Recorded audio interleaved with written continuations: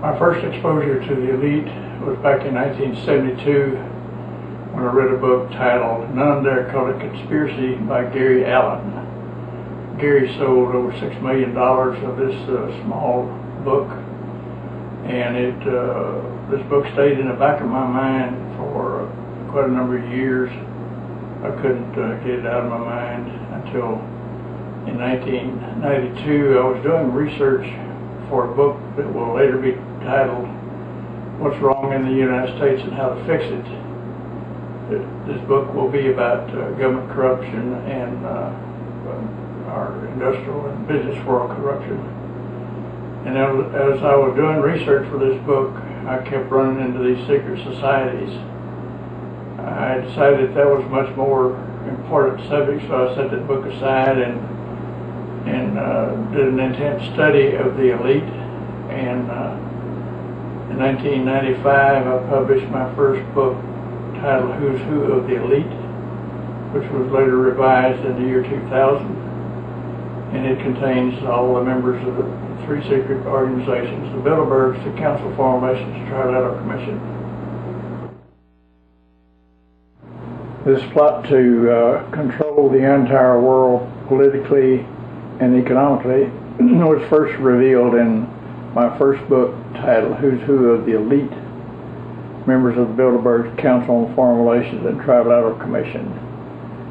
The first research for this book first began in 1992 and ended in the publication of the first issue in 1995. It was revised later in the year 2000. There's a goal of the elite, which is to create a one-world government. The term used when President George Herbert Walker Bush was in office was New World Order. That has since been changed to globalization, because when George Bush used that term, the public's eyes opened up and their ears opened up, and so they became more alert about what he was talking about. And so the elite decided that they needed to pick a more mundane term, so they switched to the term globalization or global. And whenever they talk about global economy, global environment, global architecture, global village, or any terms like this that contain the word global or globalization, those terms exactly equal the old term, the New World Order. Now, the global union is made up essentially of 4 regions. The first region is called the European Union. So let's get into the evolution of the European Union.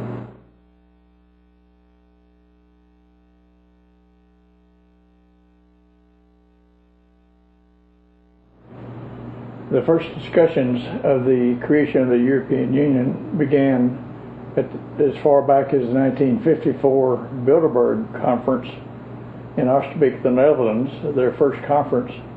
And David Rockefeller attended that conference, was one of the main speakers on this subject.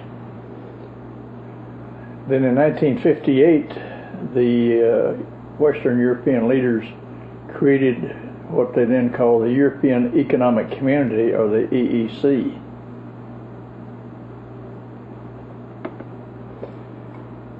Then on May the 3rd, 1960, these Western Europeans created or changed the name to the European Free Trade Association, or the EFTA. The next step in this transition was in 1967, when they changed the name to the European Community, or the EC.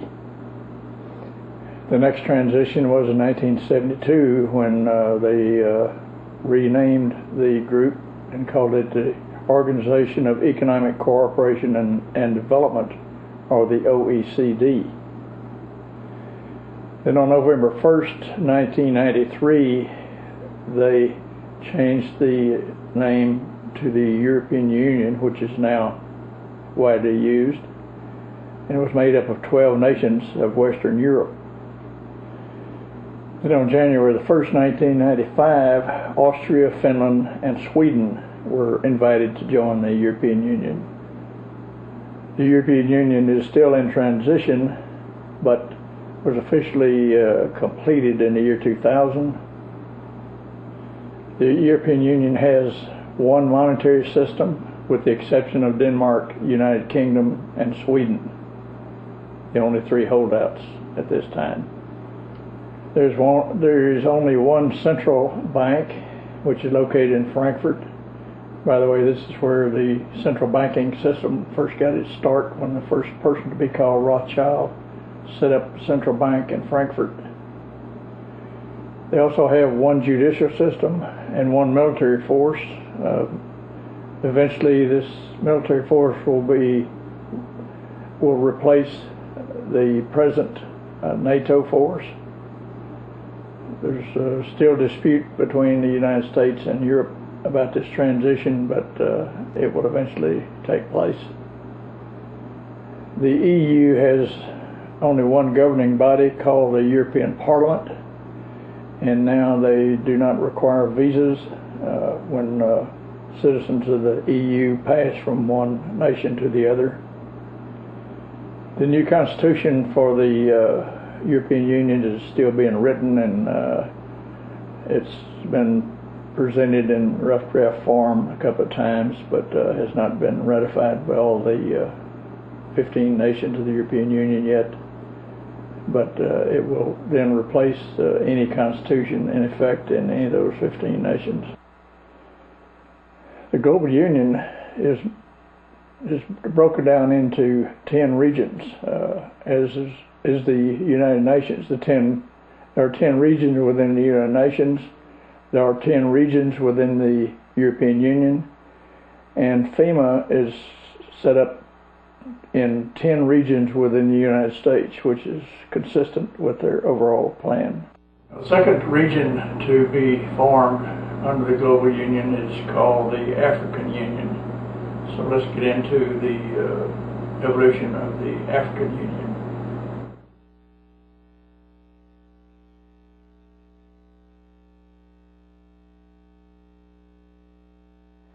Now let's talk about the creation of the next phase of the global union, which is now called the African Union, but it started on May the 25th, 1963, and was then called the Organization of African Unity, or OAU.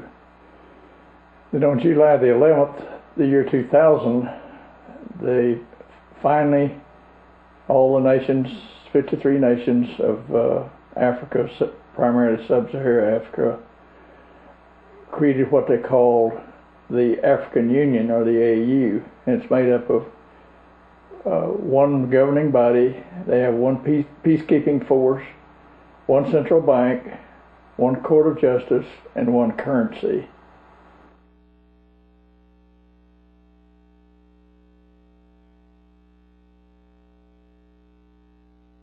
The third region to be brought under the global union is one that they will later call the American Union. And so let's get into the evolution of the soon-to-be American Union.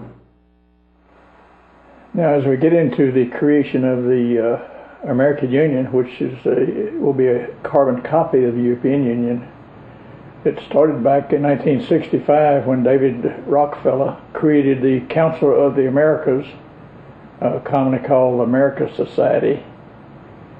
And it's made up of all the nations of North, Central, and South America and the Caribbean islands, with the exception of Cuba. They meet at least annually, and more often in recent years, as they move closer into the creation of the American Union. The next phase in the creation of the American Union happened in January 1994, when the NAFTA, or North American Free Trade Agreement, was implemented between Canada, the United States, and Mexico. This is the first official phase of the American Union.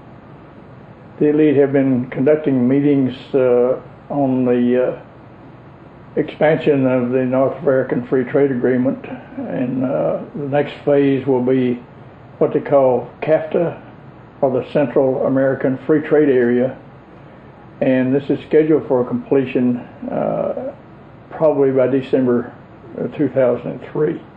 The final establishment of the Free Trade Area of the Americas is scheduled for completion at least by December 31st, 2004. So then, after the Free Trade Area of the Americas is complete by December 31st, 2004, they will then change the name to the American